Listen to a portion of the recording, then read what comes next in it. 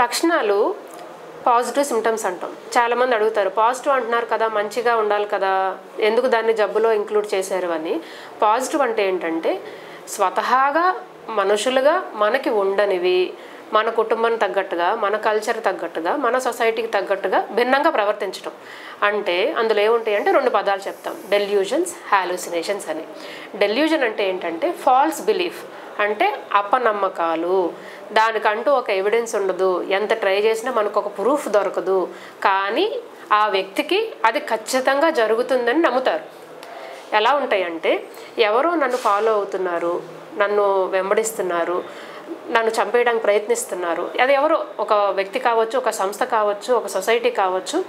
నా ఫుడ్లో పాయిజన్ కలిపేశారనో, లేదంటే నాకు ట్రాక్ చేస్తున్నారు, నా బాడీలో ఏదో చిప్ పెట్టేశారు, లేదంటే నాకు తెలియకుండా నా ఆలోచనని వాళ్ళు కంట్రోల్ చేస్తున్నారు, నా బుర్రలో ఉన్న ఆలోచనలు తీసేస్తున్నారు, నేను చేసే ప్రతి పనిని వాళ్ళు అబ్జర్వ్ చేస్తున్నారు.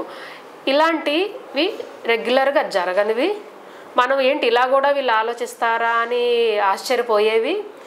దీనివలన వాళ్ళ ప్రవర్తన బాగా ఎఫెక్ట్ అవుతుందన్నమాట. దీన్ని డెల్యూజన్స్ అంటారు.